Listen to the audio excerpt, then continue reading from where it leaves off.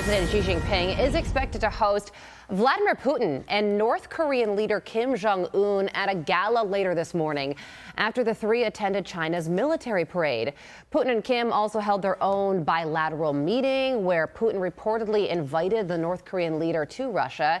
Here to break all of this down is national security and military analyst Dr. Rebecca Grant. Dr. Grant, good morning to you. This is the first time these three leaders have ever been at an event together. And President Trump reacted to it this way on Truth Social, saying, "May President Xi and the wonderful people of China have a great and lasting day of celebration. Please give my warmest regards to Vladimir Putin and Kim Jong-un as you conspire against the United States of America." So what does this gathering mean for us here at home and the Western world overall? I love that message. He says, "I'm watching you." And we have not seen the leaders of these three countries together in 66 years.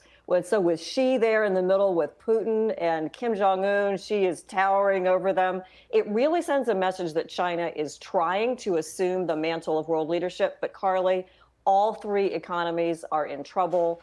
They have a great military display going on, but our military is more important. But it tells you that this Russia-China alliance and their friends, North Korea, Iran, are a major menace to the United States. We have got to keep our military strong and keep our technology ahead. Do you think that at the end of this meeting, these three leaders will signal closer defense relations? And if so, how should the United States respond to that? Well, this is the big problem. Especially scary is the progress that North Korea has made with its arsenal. China is accelerating its nuclear warhead production. We saw one of their biggest missiles in the parade. And of course, China is continuing to support Russia's defense industry with microelectronics, the oil purchases. They are all wrapped together. So these three are arming up to challenge the U.S. and the West, and we just have to be strong against them. Okay, so that's China. Now on to Russia. Yesterday, the president said that there will be consequences if a meeting between Russian President Vladimir Putin and Ukrainian President Vladimir Zelensky does not happen. Dr. Grant, are there consequences strong enough to get Putin to the table to this meeting and a potential end to this war?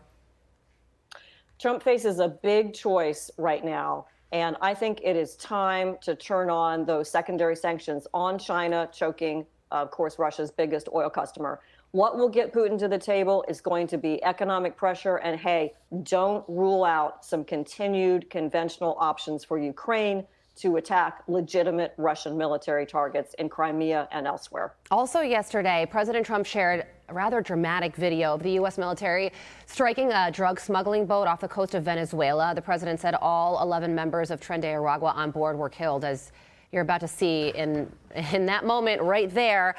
This strike and the release of this footage, I am sure, will make smugglers think twice about their line of work, and that is the point of this release.